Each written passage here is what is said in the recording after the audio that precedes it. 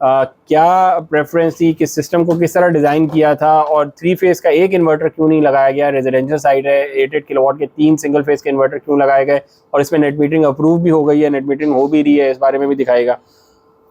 अच्छा देखें, generally net metering के लिए कराची की हद तक बात करें तो 3 फेज़ का ही सिस्टम अलाउ होता है और 3 फेज़ के इन्वर्टर्स ही अलाउड है।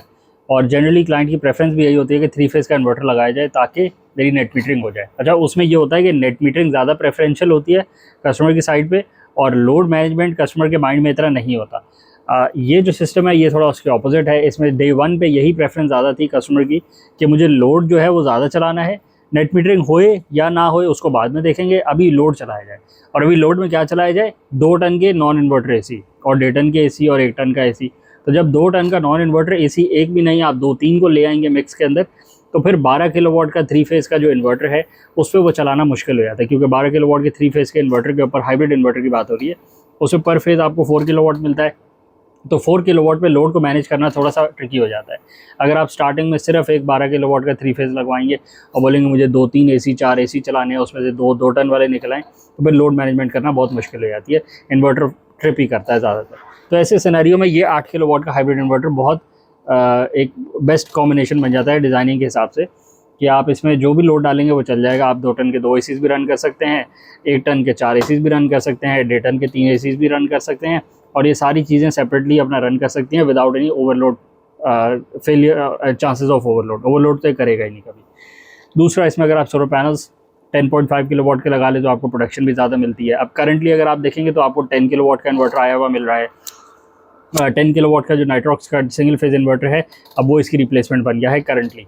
पहले 8 किलोवाट का सिंगल फेज़ हाइब्रिड इन्वर्टर होता था। इस 8 किलोवाट के इन्वर्टर में 10,500 के पैनल लगते थे मैक्सिमम। अब जो 10 किलोवाट का इन्वर्टर है उसमें 15,000 वाट के सोलर पैनल्स मैक्सिमम लग जाते हैं। तो इसका फ़ायदा क्या होता है? मतलब 10 किलोवाट का इन्वर्टर है और उसमें 15 किलोवाट के पैनल्स, एक्सिस पैनल्स, ठीक है वो कह रहे हैं जी लग सकते हैं, हमें लगाने में क्या फ़ायदा है उसका? अच्छा, करंटली सोलर पैनल्स की कॉस्ट कम हो गई है। पहले आप 5 साल पहले देखते थे ना, सोलर पैनल की बहुत सिग्निफिकेंट कॉस्ट होती थी, तो उस वक्त फील होता था कि कॉस्ट इतनी ज़्यादा क्यों लगानी है। करंटली जब सोलर पैनल्स की कॉस्ट इतनी नॉर्मलाइज हो गई है और इतनी आपको अट्रैक्टिव प्राइसेस में मिलते हैं, तो सोलर पैनल्स नहीं तो आपकी प्रोडक्शन करनी है। जो भी आपका ये जो जनरेशन का ब्लू कर्व आ रहा है ना, ये जो आप दिखाएंगे, ये जो ब्लू कर्व है ये आपकी बचत है। आपको ये ब्लू कर्व ज़्यादा से ज़्यादा चाहिए। ये ब्लू कर्व है प्रोडक्शन पावर। तो जितनी ज़्यादा प्रोडक्शन की पावर होती है उतना ज़्यादा आपको बिजली जनरेट करके मिल रही होती है। ये अगर आप देखेंगे दोपहर के 12 बजे 21 किलोवाट की प्रोडक्शन हो रही थी। यहाँ 30 किलोवाट की इंस्टॉल्ड कैपेसिटी है। ये 21 किलोवाट इसने कम बनाए हैं, इसको ज़्यादा बनाने चाहिए। पैनल साफ़ नहीं होंगे। पैनल्स वॉश आपको पता है लोग 15 दिन में एक दफ़ा करवाते हैं। और दूसरा, डस्ट इतनी ज़्यादा हो गई है तो ये 21 से भी ज़्यादा बना सकते हैं अगर सोलर पैनल्स को आप और साफ़ कर लेंगे। तो अच्छा, जो अगर 10 किलोवाट का इन्वर्टर है और 15 किलोवाट के पैनल्स लगाएंगे अगर हम, तो जो ये स्टार्टिंग का टाइम है इसमें हमें ज़्यादा प्रोडक्शन मिलेगी और ये एंड के टाइम में हमें ज़्यादा प्रोडक्शन मिलेगी। बिल्कुल ऐसे ही है, ये देखें। और ऊपर पीक में भी वो मैक्सिमम हमें 10 मिल रहा होगा। कर्व थोड़ा सा फ्लैट लाइन कर जाएगा और आपको ये कर्व ना यहाँ से उठता हुआ ज़्यादा जल्दी स्टार्ट हो जाएगा। अभी अगर उठा है 6:05 पे 270 वाट पे था, हो सकता है किलोवाट बना रहा हो, वो वाला हाँ जी 800 वाट किलोवाट बना रहा होगा, और यहाँ भी वो ज़्यादा हाई होगा, तो ये पूरा का पूरा ग्राफ रेज हो जाएगा। ये वाली लाइन्स भी ऊपर चली जाएंगी, ये वाली लाइन्स भी ऊपर चली जाएंगी, और यहाँ पे थोड़ा सा फ्लैट लाइन भी करेगा। बट अगर आप उसको छोड़ दें, आप ये देखेंगे टोटल प्रोडक्शन कितनी होगी दिन में। तो अगर इस सिस्टम ने 152 किलोवाट बनाए हैं, तो अगर वो सिस्टम और ओवरसाइज होता तो 175, 180, 190 किलोवाट आवर भी बना सकता था एक ही दिन के अंदर, और सिस्टम उतना ही होना था। आपके सोलर इन्वर्टर ने उतना ही होना था। सोलर इन्वर्टर की कैपेसिटी वही रहती और सोलर पैनल्स आप ओवरसाइज कर लेते तो प्रोडक्शन ज़्यादा हो जाती। अभी इसमें तो इस हिसाब से तो ये वैसे ही ओवरसाइज हुआ है, जितना ओवरसाइज हो सकता है इससे ज़्यादा ये नहीं हो सकता। तो सोलर पैनल ज़्यादा लगाने का यही फ़ायदा होता है कि सुबह जल्दी ज़्यादा प्रोडक्शन मिल जाती है, शाम देर तक ज़्यादा प्रोडक्शन मिलती रहती है, और एनर्जी टर्म्स में देखें तो दिन के अंदर ज़्यादा यूनिट आपके बन जाते हैं। अब आप उस यूनिट्स को बैटरी में भी स्टोर कर सकते हैं, आप उस यूनिट को एक्सपोर्ट भी कर सकते हैं, आप उस यूनिट से डायरेक्टली अपना लोड भी रन कर सकते हैं। आपके पास तीनों पॉसिबिलिटीज़ है। इस सिस्टम के अंदर ये सिंगल फेज़ के 3 इन्वर्टर्स हैं और 31 किलोवाट के सोलर पैनल्स हैं, और इसके साथ साथ इसमें 6 बैटरी बैंक्स भी लगे हुए हैं 30 किलोवाट आवर के लिथियम आयन के बैटरी बैंक से 100% कंपैटिबल। अगर आप दिखाएं एनर्जी प्रोफाइल दिखाएं इनकी, तो देखें self use 98 kilowatt self use हुआ है। अब ये सबसे इंपॉर्टेंट बात है। जनरली जो लोगों का ट्रेंड होता है, जो एनर्जी प्रोफाइल होती है, उसमें यहाँ टोटल प्रोडक्शन तो सिमिलर ही आ रही होगी। अगर 152 किलोवाट 152 यूनिट्स बनाए हैं, उनका ये जो फीड इन का नंबर होता है ना, ये सबसे ज़्यादा होता है। शायद ऑपोजिट होता। बिल्कुल सेल्फ यूज 24 होता और फीड इन जो है वो 98 होता। बिल्कुल। जनरली लोग ये करते हैं कि 150 यूनिट अगर बनाए तो 98 वो ग्रिड को भी सेल कर देते हैं और 25 खुद यूज़ कर लेते हैं।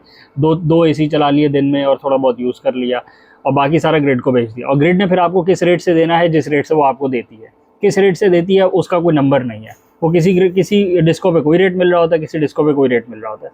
बट आपको देने का जो रेट है जिस पे आपको बिजली मिलती है वो रेट सबको पता है अपना अपना।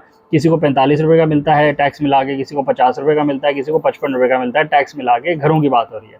कमर्शियल यूज़र को 85-90 रुपीज़ का यूनिट भी मिलता है टैक्सेस मिला के अंदर। अच्छा, अब इसमें ये कैसे यूटिलाइजेशन करिए, अगर आप बोलेंगे कि मुझे 98 यूनिट खुद कैसे यूज़ कर लूँ और ग्रिड को मैं कम कैसे बेचूँ। इसमें जो 98 यूनिट्स इन्होंने ग्रिड के अंदर नहीं बेचे और ख़ुद इस्तेमाल करे हैं, उसका बेनिफिट ये है कि ये 60-65 रुपये का यूनिट इन्होंने बचाया है। और जो फीड इन करा है वो 25 यूनिट किया है, बिल्कुल किया है। और उसका जो बेनिफिट होगा वो नेट मीटरिंग के रेट्स के मुताबिक मिलेगा, जो कि आपको पता है आज अच्छा है, अभी भी मिल रहा है, अभी कोई फ़र्क नहीं आया। लेकिन हो सकता है साल बाद, 6 महीने बाद, 2 साल बाद, 5 साल बाद ये रेट कम हो जाए। तो आपके पास आपके सिस्टम में कैपेसिटी होनी चाहिए कि वो सेल्फ रिलायंट हो। अगर ये आज ग्रिड को बंद भी कर दें तो इनका सिस्टम ग्रिड के ऊपर डिपेंड नहीं करता कि सारा का सारा बेनिफिट इनको फीड इन के थ्रू ही मिल रहा। उसकी वजह यह है कि इसमें 6 बैटरी बैंक्स लगे हुए हैं और ये बैटरीज को चार्ज करते हैं, हर रोज़ सुबह चार्ज करते हैं। 30 किलोवाट आवर आप देखें इन्होंने बैटरी के अंदर डाले हैं। और उसके साथ साथ इन्होंने सेल्फ यूटिलाइजेशन भी बढ़ाई हुई है अपनी। लोड इनका अगर आप मैनेज देखेंगे तो लोड इनका ये देखें 11 किलोवाट, 12 किलोवाट, 13 किलोवाट। रखला आज थोड़ा कम आज थोड़ा कम लोड था। अगर आप कल को देखेंगे तो लोड उससे भी ज़्यादा होगा। ये देखें 11 किलोवाट का लोड है, 12 किलोवाट का लोड है जी। यहाँ पे देखें आप 13 किलोवाट का लोड है, 13। यहाँ पे देखेंगे 15 किलोवाट की कंजम्पशन पावर है। अब कंजम्पशन पावर किधर जा रही है, सारी की सारी आपके लोड की तरफ जा रही है, जिसका मतलब है आपके एसीज रन हो रहे हैं, आपकी fridge, deep freezers, washing machine, iron, पानी की मोटर, लाइट्स, फैंस, वो सब चीज़ें, कंप्यूटर्स, जो भी हैं आपके 15 किलोवाट का आपका लोड हो गया है, जो कि सारा का सारा कम्प्लीटली सोलर पे चल रहा है। देखिए अगर आप इस इंस्टेंस पे देखें 15 किलोवाट का आपकी कंजम्पशन है, लोड है, सोलर प्रोडक्शन 21 किलोवाट की हो रही है। तो इसमें कोई आपको हैसल नहीं है कि भाई मेरा सोलर कम बना रहा है, ज़्यादा बना रहा है। आपको टेंशन फ्री आप हो गए, पीस ऑफ माइंड से बैठ सकते हैं। बाकी एक्सेस पावर पहले बैटरीज को चार्ज कर रही है, उसके बाद जो एक्सेस पावर है वो ग्रिड को एक्सपोर्ट हो रही है। तो विन विन सिनेरियो है, कोई आपको टेंशन नहीं है कि क्या हो रहा है, आपको क्लियर कट पता है, हर रोज़ की यही प्रोफाइल है। अब ये पीछे हम आ गए हैं जब नेट मीटरिंग नहीं ऑन थी, तो अब ये देखें प्रोफाइल इनका जो है पैराबोलिक ग्राफ बन गया है। अच्छा, थोड़ा सा और समझाएं अगर इसी ग्राफ को फवाद। इसमें टोटल प्रोडक्शन हमारी 152 की हुई है जी, और टोटल कंजम्पशन जो है वो 117 की है। बिल्कुल ऐसे ठीक है, तो प्रैक्टिकली हमने फीड इन किया 24 किलोवाट आवर के हमने यूनिट्स बेचे हैं, 98 हमने सेल्फ कंज्यूम कर लिए हैं, 29 हमने बैटरी को चार्ज किया, राइट? बिल्कुल ऐसी है। अच्छा, अब इधर हमें क्या बता रहा है, जरा इसको भी एक्सप्लेन कर दें। ये कंजम्पशन है हमारी, टोटल कंजम्पशन हमारी इतनी रही है। इसमें ग्रिड भी शामिल है, ग्रिड से भी आपने लिए हैं और आपने बैटरी से भी लिए बैटरी से हमने 11 लिए जी, बिल्कुल। और पावर इस ग्रिड से हमने सिर्फ 7.5 किलोवाट लिए अभी तक। ये आज रात के 8:30 बजे, ठीक है। अच्छा, अभी तक तो रात के 8:30 बजे तक ग्रिड से 7.5 यूनिट लिए हैं इन्होंने। ठीक है, ये इन्होंने सुबह में लिए होंगे। सुबह का जो रात का टाइम होता है ना, रात 2 बजे से सुबह 6 बजे तक का, उसमें 7.5 यूनिट का इनका लोड जो अभी तो बैटरी पे है, अभी तो बैटरी पे चल रहे हैं ना। ये देखिए स्टेट ऑफ चार्ज गिरता जा रहा है ना।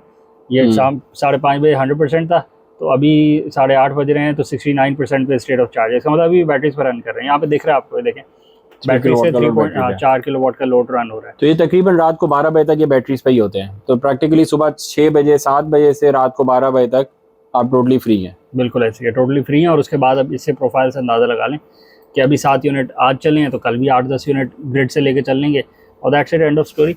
इसमें आप सेल्फ रिलायंट है। देखिए नेट मीटरिंग करने का फ़ायदा है, बट इसमें सेल्फ रिलायंस इस तरह है कि पहली बात इन्वर्टर हाइब्रिड है, दूसरी बात उसके साथ जो लिथियम बैटरीज लगी हुई हैं वो बहुत अच्छी बैटरीज है, तीसरी बात 100% कम्युनिकेशन है, हर बैटरी इंडिविजुअली मॉनिटर हो रही है, आपको सारा डेटा दिख रहा है, इन्वर्टर को भी सारा डेटा दिख रहा है और वो बैटरीज को मैनेज कर रहा है और उनको लिथियम की तरह ट्रीट कर रहा है। जो डेटा शीट मेंशन करती है कि इतने लाइफ साइकिल इसको देने चाहिए, वो बैटरीज इंशाल्लाह देंगी क्योंकि वो कंपैटिबल है। तो और खुदा न खासा लोड शेडिंग हो जाए तो ये सिस्टम चलता रहेगा इंशाल्लाह। इसमें कोई ऐसा नहीं है कि लोड शेडिंग हो गई तो जी हमारा सिस्टम बंद हो गया। नेट मीटरिंग के रेट्स रिवाइज हो जाएं तो फ़र्क नहीं पड़ता, सेल्फ रिलायंस ज़्यादा है। 100 यूनिट्स दिन में इस्तेमाल करना एक बहुत अच्छी बात होती है। 100 यूनिट्स का इस्तेमाल का मतलब है कि आप सिस्टम को प्रॉपर्ली यूटिलाइज़ कर रहे हैं और अपने बेनिफिट में ले रहे हैं, साथ में बैटरीज भी चार्ज कर रहे हैं। तो विन विन सिनेरियो है, बेस्ट ऑफ द बेस्ट है। इससे अच्छा सिनेरियो आपको डिफ़ाइन करते हुए बहुत मुश्किल होएगी। और पाकिस्तान में जो अवेलेबल प्रोडक्ट्स हैं उसके अंदर अगर आप देखेंगे तो बहुत अच्छा कॉम्बिनेशन है। ग्लोबली जाएंगे तो आपको ऑस्ट्रिया में कुछ मिल जाएगा, जर्मनी में कुछ मिल जाएगा, नेदरलैंड्स में कुछ मिल जाएगा, बेल्जियम में कुछ मिल जाएगा, यूके में आपको अलग प्रोडक्ट्स मिलेगी, यूके में एनर्जी का मिक्स ही डिफरेंट होगा, आपको सोलर पे रिलायंस ही नहीं मिलेगी। तो ग्लोबल टर्म से हटके पाकिस्तान में अगर आप बात करेंगे कि ऑफिशियली आपको सामान मिल जाए, जेन्युइन प्रोडक्ट हो और प्रोडक्ट की परफॉर्मेंस हो, सारी उसमें फीचर्स अवेलेबल हो, तो बेस्ट केस सिनेरियो है। बाकी आफ्टर सेल्स और वारंटीज़ और वो आपको पता है पाकिस्तान में जो वर्क एथिक है वो सबके सिमिलर ही हैं। वारंटी लेना, वारंटी को क्लेम करवाना वो बहुत मुश्किल काम है, वो एक कंपनी का मसला नहीं है। और पाकिस्तान में अक्रॉस द बोर्ड सब कंपनीज़ कोई थोड़ा सा ऊपर होती है, कोई थोड़ा सा नीचे होती है, बट तंग सभी कर रहे होते हैं। तो आपको डे वन पे प्रोडक्ट ऐसी चूज़ करनी है कि जिसमें मसले कम से कम आए और जिसमें फ़ीचर्स ज़्यादा से ज़्यादा हो और जो बिल्ड क्वालिटी सबसे अच्छी हो, ताकि खुदा ना खासा मसला आने के चांसेस कम से कम हो। बाकी खुदा ना खासा मसला आ जाए तो फिर आपको कंपनी से डील तो करना ही पड़ता है। और कंपनी सारी सिमिलर वर्क एथिक पे काम कर रही होती हैं, कोई थोड़ी सी बेहतर होती है, कोई थोड़ी सी हल्की होती है, बट क्योंकि पाकिस्तान में ऑपरेट कर रहे होते हैं तो वो यहाँ रह के ऐसे ही हो जाते हैं ओवर टाइम, कि जिसके अंदर वो उनकी पॉलिसीज़ कस्टमर सेंट्रिक्स कम होती हैं, अपने बेनिफिट में ज़्यादा होती हैं। तो आप प्रोडक्ट अच्छी के पीछे जाएं, अच्छी प्रोडक्ट जहाँ की भी हो उससे गर्ज नहीं है, वो रीब्रांड हो रही हो, नॉन ब्रांड हो रही हो, ए ब्रांड हो रही हो, बी ब्रांड हो रही हो, नाम चाइना का चल रहा हो, नाम पाकिस्तान का चल रहा हो, उससे फ़र्क नहीं पड़ रहा। अच्छी प्रोडक्ट होगी तो आपको परफॉर्म करके देगी, हल्की प्रोडक्ट होगी तो आपको तंग करेगी। बेशक उस पर नाम आप बेशक USA मेड इन USA लिखवा दें, प्रोडक्ट ही हल्की होगी तो आपको कोई फ़ायदा नहीं होगा। अगले वीडियो अगर आप लोग चैनल को लाइक करें, सब्सक्राइब करें, ज़्यादा शेयर करें, कमेंट से बताएं आपका सिस्टम की एनर्जी प्रोफाइल क्या है, आप सिस्टम को किस तरह यूटिलाइज़ करते हैं, मैक्सिमम एक्सपोर्ट करते हैं या सेल्फ कंज्यूम करते हैं, या क्या आपका रेशो है जिस पे आप उसको यूटिलाइजेशन कर रहे हैं और कितना बेनिफिट आपको दिख रहा है। Thank you.